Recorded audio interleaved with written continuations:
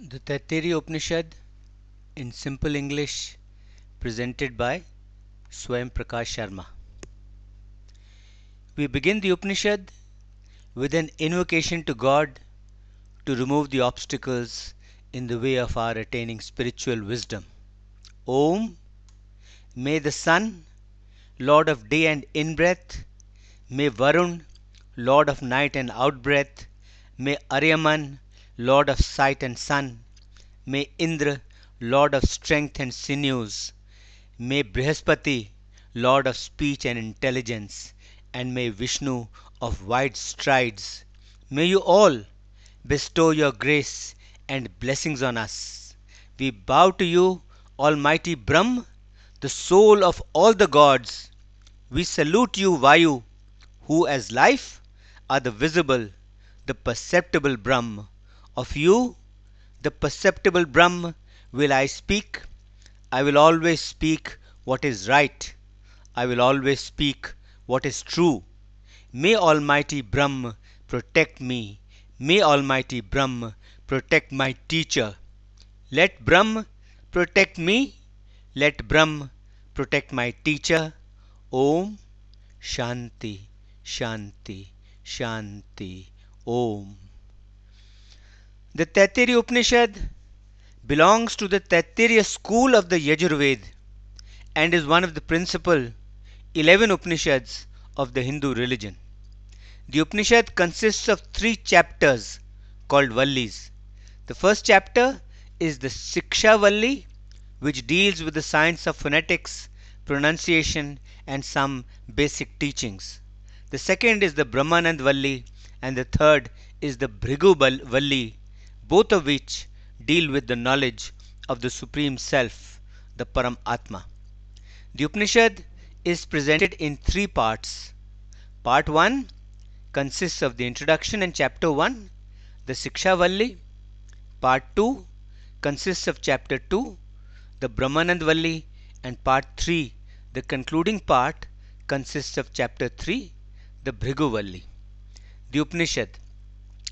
To know and understand the Upanishad, we must first of all learn to recite the text of the Upanishads properly, as understanding the meaning depends on proper pronunciation, since errors in pronunciation could lead to errors in understanding.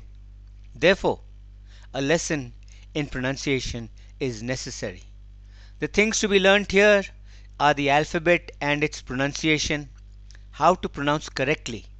We must pronounce all letters or sounds using the proper pitch, using the proper accent, with the proper emphasis, force or stress, along with correct articulation. We must learn the combination of letters and the placement of letters as well. May glory and the splendor of Brahma knowledge always be with us both. We will now learn about the sacred teaching of the 5 categories, the 5 great combinations. These are: first, the combination of the worlds; second, the combination of the luminous ones in the sky; third, the combination of knowledge; fourth, the combination of progeny; and fifth, that of the body. These are the 5 great combinations, so it is said. These will now be explained. In the combination of the worlds, the earth is the earlier form, the heaven is the latter form, the ether, the sky is their junction, their meeting place, and the air is the link connecting them. In the combination of the luminous ones, fire is the prior form, sun is the latter form, water is their junction, their meeting place, and lightning is the connection linking them. In the combination of knowledge, the teacher is the prior form, the student is the latter form, knowledge is their junction, their meeting place, and instruction, the act of teaching, is the connection linking them. In the combination of progeny, mother is the prior form, the father is the latter form, and progeny, born of their union, is their junction, their meeting place, and the act of procreation is the connection linking them. And finally, in the combination of this individual self, the lower jaw is the prior form, the upper jaw is the latter form. Speech is the junction, the meeting place, and the tongue is the connection linking them. These are the five great combinations. He who knows and understands these five great combinations so explained, he who meditates on them, he prospers. He gets offspring, he gets wealth, and the splendor of spiritual Brahma knowledge. He will always have enough food to eat, and he will have the heavenly world as his residence. He will prosper here and in the hereafter. He will prosper in the other worlds as well. O Almighty Brahm, revealed as the greatest in the Vedic hymns, and who have assumed the forms of all creatures, who is born from the immortal hymns, grant me the intelligence and the wisdom to follow the path leading to immortality, and make me immortal, O Lord. May my body be always strong and vigorous. May my tongue always be sweet. May I always hear clearly with my ears. Om, who is covered by intelligence, is the sheath of Brahma, the Paramatma, the highest self. Always protect and guard for me what I have heard and learnt. Always bring to me, O Lord, continuously and in ever increasing quantities, clothes, wealth, food, and drink. May students of sacred knowledge come to me from all sides. May they come to me from far and near, and may they come to me in various ways. May they come to me properly and in peace, well equipped and with self control. May I become famous among men. May I be more renowned than the very rich. Into you, O adorable, gracious Lord, may I enter. Do you, O gracious Lord, enter into me.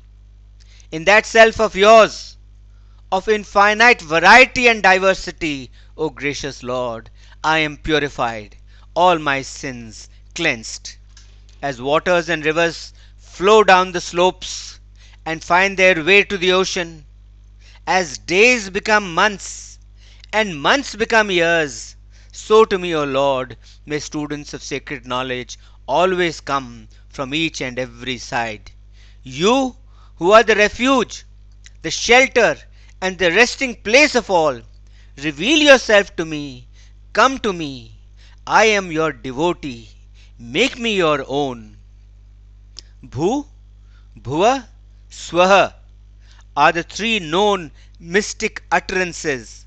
They are the three mystic sounds. The son of Mahachamas discovered a fourth, Maha, and he made it known to all. That Maha is the Almighty, the Absolute Brahm.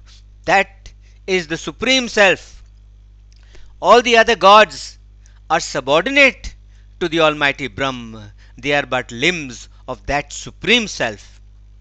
When Bhu is this world, Bhuva is the intermediate space, the atmosphere, and Suva is the other world. Then Maha is the sun that nourishes all life everywhere. When Bhu is fire, Bhuva is the air, Suva is the sun. Then Maha is the moon that supports all the planets and other celestial bodies. When Bhu is the Rigved, Bhuva is the Samved, and Suva is the Yajurved, then Maha is Brahm, and by Brahm indeed do all the Vedas become great, as it is the wisdom of Brahm that pervades all the Vedas and nourishes them. When Bhu is Apan, the in-breath, Bhuva is Pran, the out-breath, and Suva is Vyan, the diffused breath. Then Maha is food, and it is by food indeed that all the vital forces get nourished and become great. These four utterances, These four sounds are 4 times 4, 16 in all. He who knows and understands them, he knows and realizes Brahm. Such a one is loved by all. All the gods bow down before him with respect and bring him presents to honor him. In the space within the heart of all beings lives Brahm, the person consisting of mind, immortal and shining brightly. He can be realized through knowledge. The path of Brahm from the body is from where the edge of the hair splits up the skull of the head, the very crown of the head, known as the sagittal suture. It hangs down between the palates like a nipple. That is the birthplace of Brahm, and that is also the place for Brahm for passing out from the body. This is the path of realization. Passing out through that path, man becomes established and rests as fire in Bhu, as air in Bhuva, as sun in Suva, and as Brahm in Maha. He attains self-rule and he becomes the master of his own life. He becomes the lord and the ruler of his mind, his speech, his sight, his hearing, and his intelligence. He becomes all this and he becomes much more. He even becomes Brahm, whose body is space, who is both gross and subtle, and who has truth as his real nature, whose self is truth, whose delight is life, whose mind is bliss, who is tranquility itself, and who is the immortal. This is how you should contemplate and worship, O dear one, since he who contemplates in this manner, he controls all his organs. He becomes the soul of all beings. He becomes perfect and he becomes filled with peace and tranquility. Earth, sky, heaven, the primary main quarters and the intermediate quarters, fire, air, sun, moon and the stars, water, plants, trees, ether and the body, all these are regarded as material existence, as nature. Now with regard to the personal self, with regard to man, pran, apan, Vyan, Udan, and Saman. Sight, hearing, mind, speech, sense of touch, skin, flesh, muscle, bone, marrow, all these constitute the personal self. All these constitute the man. Having prescribed in this manner, the sage said, fivefold truly is all this. With nature's outer five, indeed, does one win the inner core, the inner personal file. Man completes the inner with the outer. Om is Brahm, which is the supreme symbol of the Lord. Om is all this. It is each and every being in creation, and it is each and every thing in creation. Om is both Ishwar and Brahma. Om is both compliance and concurrence. Every auspicious work is commenced by uttering Om. On saying Om, recite, the priests commence reciting. Beginning with Om, the chants of the Samved are sung. Beginning with Om, all prayers are recited. With Om, the Advaryu priest responds. With Om, the Brahma priest sings the introductory praise. With Om, one puts the offering, the oblation, into the sacrificial fire. With Om, a Brahman recites, May I obtain Brahm, and thus, desiring Brahm, he gets established in Brahm, and does indeed obtain Brahm. Always practice righteousness and austerity, and speak the truth. Always be tranquil. Always light the sacrificial fires and perform the Agnihotra sacrifice. Always honor your guests. Always be humane and compassionate. Beget offspring and propagate the race. Understand that knowledge by itself is not sufficient. Therefore, study the scriptures constantly. follow what is contained in them, and also teach them to others as well. The truth is Brahm, says Satyavachas the truthful. Austerity is Brahm, says Taponitya, ever devoted to austerities. Learning and teaching alone are Brahm, says Nak, the painless. For all these truly are austerity. Yes, all these truly are austerity. The sage Trishanku, on obtaining the knowledge of the Vedas, and after having realized Brahm, declared, I am the giver of life and energy to the eternal Brahma tree, the tree of life of this world. My fame is like a mountain's peak. The exalted one, the supreme Brahm, has made me pure as the sun. I have become immortal. I am the immortal one. I am a shining treasure. I am wise. I am immortal. And I am indestructible. Having taught the Vedas, the teacher instructs the departing pupils. Always speak the truth. Practice virtue and lead virtuous lives. Do your daily reading regularly. Never neglect it. Having brought to the teacher the wealth that is pleasing to him, do not cut off the thread of the offspring. Never neglect the truth. Never neglect virtue. Do not neglect welfare. Do not neglect prosperity. Do not neglect study. And do not neglect teaching. Never neglect your duties to the gods and to the fathers. Be one to whom the mother is a god. Treat your mother like a god. Be one to whom the father is a god. Treat your father like a god. Be one to whom the teacher is a god. Look on your teacher as God. Be one to whom the guest is a god. Look on your guest as a god.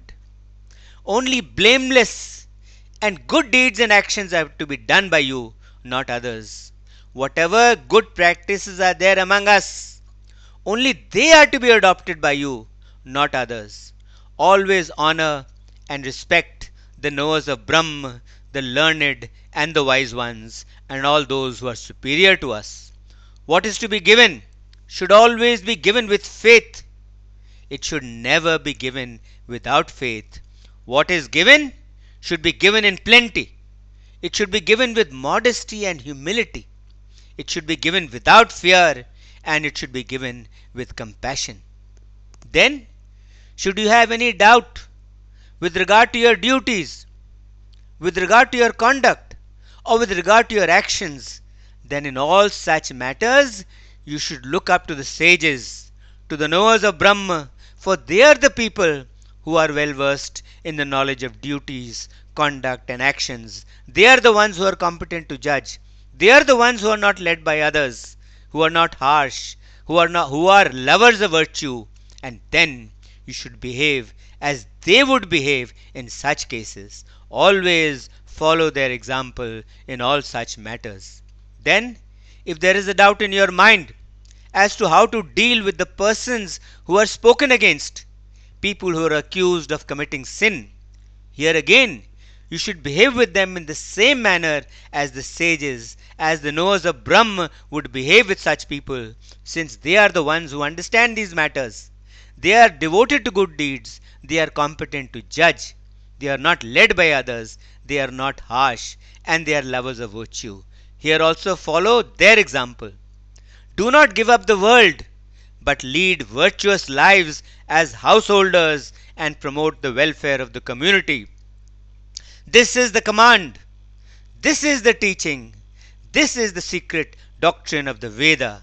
This is the instruction. This is how one should live and worship. This indeed is how one should live and worship. Om. May Mitra, Lord of day and in-breath, may Varun, Lord of night and out-breath, may Aryaman, Lord of sight and sun, may both Indra, Lord of strength and sinews, and Brihaspati, Lord of speech and intelligence, and may Vishnu of wide strides, may you all always bestow your grace and blessings on us. We salute Almighty Brahm, the soul of all the gods. We salute Vayu, who indeed are the perceptible Brahm. Of you indeed, perceptible Brahm, have I spoken. I have spoken what is right. I have spoken what is true. That truth has protected me. That truth has protected my teacher. Yes, that has protected me. Yes, that has protected the teacher. End of part 1 of the Taittiriya Upanishad. Om Shanti Shanti Shanti Om.